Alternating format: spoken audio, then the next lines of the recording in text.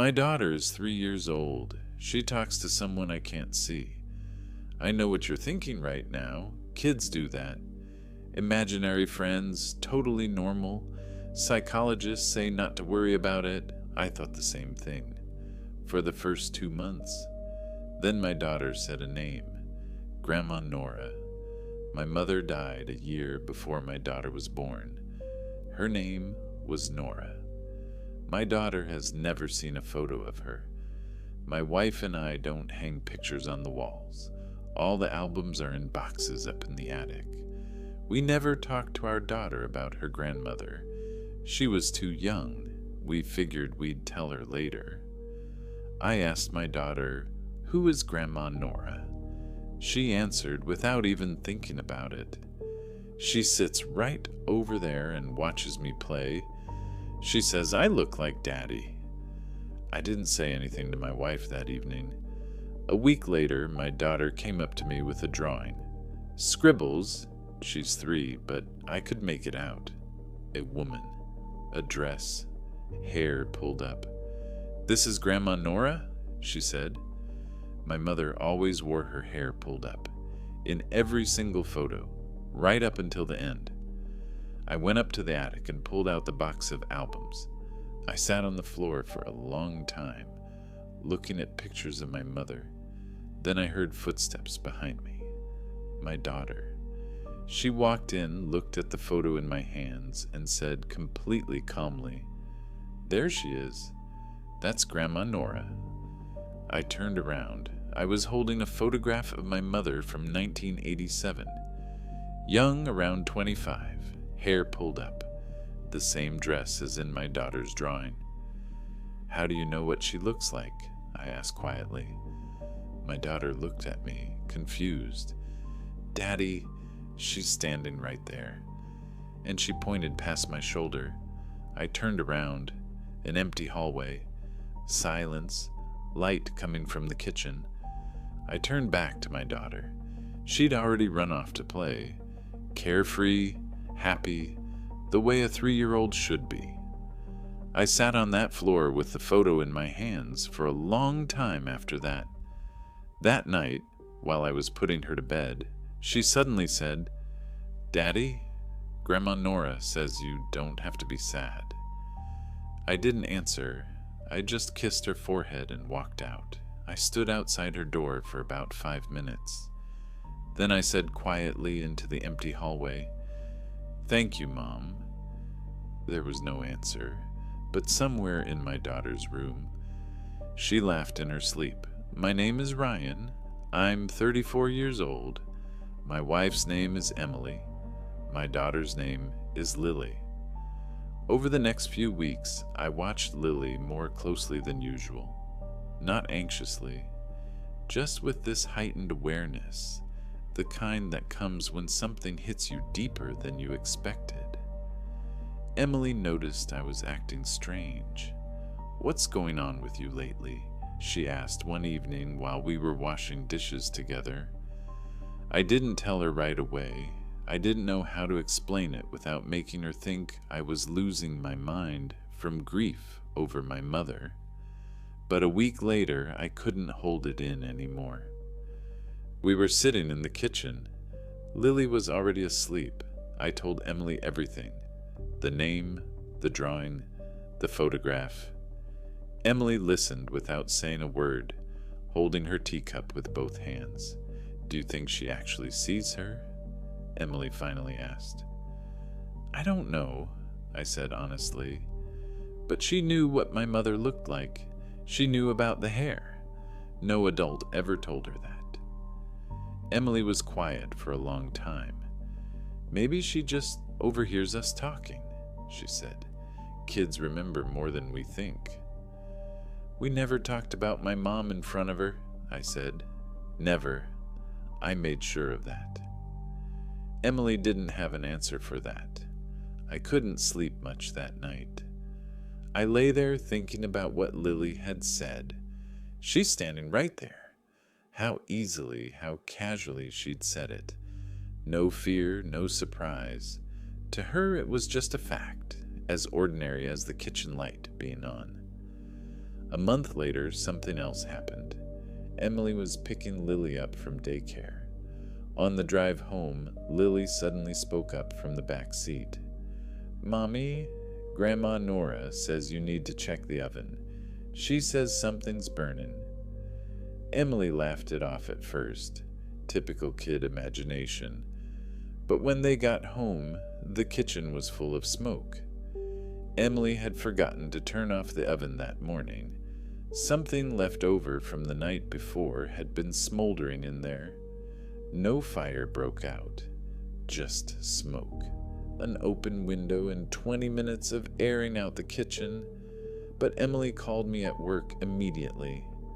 "Ryan," she said, her voice quiet. "How could she have known that?" I didn't have an answer. Neither of us could sleep that night. We lay in the dark in silence, each of us lost in our own thoughts. "Maybe this is a good thing," Emily said eventually. "If it really is her, maybe she's just watching over us." "Maybe," I agreed. But inside, I wasn't completely at ease. Not because I was afraid of my mother. I'd loved her my whole life and missed her every single day since she died. It was because I couldn't tell where the line was between what comforted me and what scared me. Last week, Lily brought it up again at dinner. "Grandma Nora's sad," she said suddenly, setting down her fork. "Sad about what?" Emily asked carefully. Lily looked at me with an expression far too serious for a 3-year-old. "About you, Daddy. She says she wanted to see you grown up. She wanted to see your family." I set down my fork and couldn't bring myself to keep eating. "She also says," Lily continued casually, like she was talking about the weather, "that she won't be able to come around as much anymore. She says she has to keep moving on, but she wanted to tell you first that she's proud of you." The room went completely silent. Even Emily put down her fork. "Lily," I said slowly, "can you ask her why she has to go?" Lily went quiet for a second, like she was actually listening to something. Then she shook her head. "She says that's just how it works. You can't stay too long. She says she loves you, and she always has, even when you couldn't hear it." I left the kitchen that night and stood alone in the hallway for a long time. 3 weeks have passed since then. Lily hasn't mentioned the name Grandma Nora again. When I carefully asked if she still talked to her, my daughter looked at me, confused, like I'd asked about something that had never happened. "Who, Daddy?" I didn't push it. Sometimes at night, when the house is quiet, I sit alone in the kitchen and think about that last evening, about what she wanted to say, about being proud of me.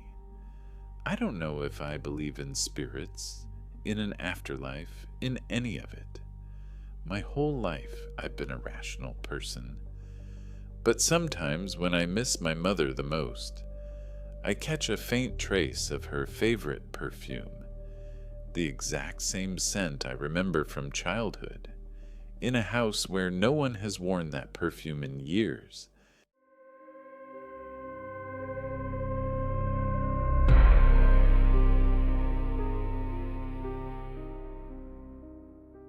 My son Tyler's 6 years old, and he's more afraid of the pool in our backyard than anything else in the world. We moved into this house in Scottsdale, Arizona, 2 years ago. A normal house in a normal neighborhood, with a small pool in the backyard. Pretty much the main reason we bought it. In Arizona, getting through summer without a pool is almost impossible. The previous owners had kept it in great shape. Clean tile, a newer pump system, nothing that would have made us think twice about buying. For the first few months, Tyler swam every single day, the way any kid with a pool in their yard would. He'd beg to go outside the second he got home from school, splash around until his lips turned blue and I'd have to physically drag him in for dinner. The water came naturally to him, the way it does for some kids. Then, with no real explanation, he started refusing to go in, wouldn't even get near the edge. I asked him why. "There's a boy," he said simply. "He lives at the bottom." I figured it was a normal kid's imagination, fear of something invisible in the water, completely typical for a 6-year-old. A lot of kids go through a phase like that, scared of the drain, scared of whatever might be under the surface where they can't see. I sat down with him by the pool, showed him there was nothing there, ran my hand through the water, even waded in myself up to my knees to prove it was safe. Tyler didn't calm down. He stood back, holding my hand, staring at the water with an expression I couldn't quite read. Not exactly fear, more like an anxious kind of concern, like he was seeing something that upset him rather than scared him. It was strange, seeing that mix of caution and something almost like sympathy on a 6-year-old's face. "He doesn't want to hurt anybody," Tyler said quietly. "He's just stuck." Over the following weeks, he started avoiding the entire side of the yard near the pool, not just the water itself. Wouldn't ride his bike over there, wouldn't go to the diving board if it meant walking past the edge of the pool. I started wondering if I should talk to someone, a therapist, a pediatrician, in case this was turning into something more than an ordinary childhood fear. Last month, we threw a small backyard party for his birthday. We washed down the pool deck that morning, blew up a few pool floats that Tyler wouldn't even look at, and set up a folding table in the shade for the adults. Among the guests was my neighbor Karen, who's lived in the area for over 20 years. Way longer than most of the other families around us, most of whom moved in over the last 5 or 6 years, same as us. While the kids played off away from the pool, running around the side yard, mostly avoiding the water without anyone telling them to, the adults sat at the table with drinks, half watching the chaos. I mentioned Tyler's fear in passing, just as an odd little detail, nothing serious, the kind of thing you bring up to fill a lull in conversation. Karen set her glass down on the table and looked at me differently. "How old is that pool?" she asked. I told her it had been there before us, part of the original house, built back in the late 80s. She was quiet for a long time, looking across the yard at the water shimmering in the sun, while the other parents' conversation drifted past us like background noise we'd both stopped really hearing. "Back in 91, she finally said, "a different family lived in this house. They had a boy, 7 or 8, I don't remember exactly. A tragedy happened here, in this exact pool. Summer, the heat, he was left alone for just a few minutes." I felt a chill run down my spine despite the heat. "I didn't want to scare you with this," she added quickly, glancing over at the kids to make sure none of them could hear. "It was a long time ago. That family sold the house almost right away. I just thought you should know, given what Tyler's been saying." I didn't tell Tyler anything I'd heard. I didn't see the point in burdening a 6-year-old with the details of a tragedy he already seemed to sense somehow on his own, the way kids sometimes pick up on things adults can't access. But a few days later, while I was putting him to bed, he suddenly said, "I saw him again today. He asked if I wanted to play." I asked what he'd said back. "I said no," Tyler said, "because Mom said not to go in the water when the boy's there." I had never told him that, Not one word. We'd never even specifically talked about rules regarding the boy. Only general pool safety. Nothing about who was or wasn't allowed to be there. "Why don't you want to play with him?" I asked carefully. Tyler thought about it for a moment, with that serious little kid weight that children carry when they're trying to handle something too big for their vocabulary. "Because when I play with him," he said, "I want to stay where he is too." I barely slept that night. We put up a tall fence around the pool the following week, much taller than safety codes required. The kind of fence that made the contractor raise an eyebrow, though he didn't ask any questions when I told him I just wanted extra peace of mind. Tyler still won't go in the water. He says the boy's still down there waiting, but he doesn't ask Tyler to play as often as he used to. Like the boy has settled into some quieter kind of patience. Sometimes when I go out to the yard at night and look at the still surface of the water under the porch light, I can't shake the feeling that something really is down there, waiting, just waiting for someone else to want to play with him again.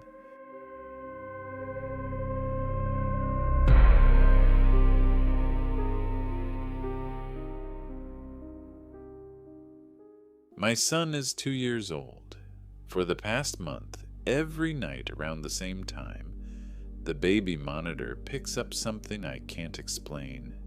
It started small. I'd be in the kitchen, monitor on the counter, and I'd hear a soft humming coming through the speaker. Not Noah, he doesn't hum like that. Doesn't really hum at all yet. It was a tune, slow and simple, almost like a lullaby. I went upstairs to check. He was asleep, perfectly still, blanket rising and falling with his breathing. I told my husband, Mark. He said it was probably interference, some other monitor on the same frequency picking up through the walls. Made sense. We have neighbors close by, except neither of our neighbors has a baby. Mark's never been the type to spook easily. He grew up in a house his grandfather built with his own hands. The kind of man who fixes everything himself and doesn't believe in much he can't take apart and explain. So when I brought it up again a few nights later, he just shrugged and said maybe the old wiring in the house was picking up a radio signal from somewhere. He didn't dismiss me exactly, just filed it under things that have a boring explanation we hadn't found yet. I wanted to believe that too. For a while, I did. I started paying closer attention. The humming came almost every night, always around 2 a.m. Always the same tune. I couldn't place it, but it felt old. The kind of melody you'd expect from a music box, not anything you'd hear on the radio. One night, I stayed up to watch the monitor screen instead of just listening. At 2:03, the humming started, faint and steady, and then I saw it. For just a second, the static on the screen seemed to shift, like a shadow passing in front of the camera inside the nursery, though nothing showed up when I played it back. I ran upstairs. Noah was sleeping just as peacefully as ever. The room was empty, the nightlight on, everything in its place.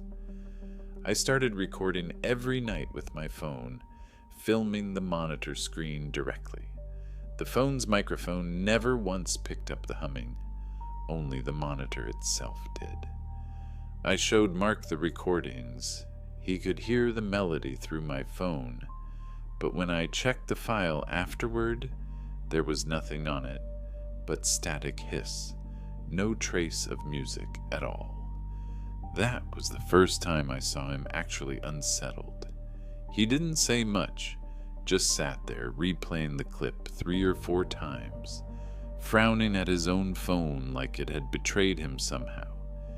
He suggested swapping out the monitor for a new one, a different brand. different frequency entirely. We did. The humming came through the new one too. Same time, same tune. After that, Mark stopped offering explanations. He started leaving the hallway, light on at night, something he'd never done before and never mentioned why. Around that same time, I started digging into the history of the house itself, mostly to distract myself from how unsettled I was becoming. We'd bought it 2 years earlier from an estate sale. The previous owner had been an elderly woman who'd lived there alone for decades before passing. The realtor hadn't told us much beyond that, and honestly, we hadn't asked. I spent an evening at the town's historical society, going through property records with a very patient archivist who seemed delighted that anyone cared about a house that old. The place had been built in 1932, originally as a larger estate with live-in staff, a cook, a groundskeeper, and, according to one census record, a nanny who'd lived on site for several years in the 1930s. The nanny's name was listed only once, in a single line of a household ledger. No other record of her existed after that entry. No marriage certificate, no death record in the county, nothing. She simply stopped appearing in any document after a certain year, as if she'd left, or as if no one had bothered to record what happened to her. The archivist mentioned, almost as an aside, that infant mortality records from that era were spotty at best, especially for households that handled things privately, rather than through a hospital. She said it wasn't unusual for difficult years to simply go undocumented. I didn't ask more. I'm not sure I wanted to know more. A week ago, Noah said something for the first time that scared me more than anything before it. He was standing by his crib in the morning, holding his stuffed bear, and said completely calmly, "The lady's singing." I asked him what lady. He pointed at the corner of the ceiling near the vent. There. She's always there when it's dark. I didn't sleep at all that night. I sat in a chair in the corner of the nursery with the lights on and my laptop, recording sound directly through a microphone instead of relying on the monitor. At 2:03, the humming started again, and this time I heard it with my own ears, live, not through a speaker. It was coming from exactly the corner Noah had pointed to. I didn't touch anything. I just sat and listened until the melody faded on its own a few minutes later. In the morning, I called the company that services the ventilation in our old house. A technician came, opened the vent cover, checked the duct. "How old is this place?" he asked, not looking at me, clearly focused on something inside the shaft. "Built in the 30s, I said. "Why?" He didn't answer right away. He pulled a small flashlight from his pocket and shone it deeper into the duct. "This was probably a nursery room originally," he said finally. "In old houses like this, the vent shafts ran through the servants' quarters. Sometimes sound carries in strange ways through old pipework. Resonance." He screwed the cover back on and left, without explaining very convincingly what exactly he'd seen in there. Noah doesn't mention the lady every day anymore. Sometimes, once a week, maybe less, he'll suddenly stop playing and turn his head toward that same corner. "She says I should go to sleep," he told me once. "She says she's very tired of waiting. I don't know who or what my son is hearing. I don't know if it's really just old ventilation carrying sounds from somewhere else, or if something else has been living in the walls of this house since it was built nearly 100 years ago. But last night, Lying awake and listening to that familiar tune through the wall, I finally understood the shape of it for the first time. Not the words exactly, but the feeling underneath them. It wasn't a random melody. It was a lullaby, the kind meant for rocking a child to sleep. And somewhere underneath it, I could feel something else. The unmistakable weight of someone who'd been waiting for a very, very long time for a child who never came home.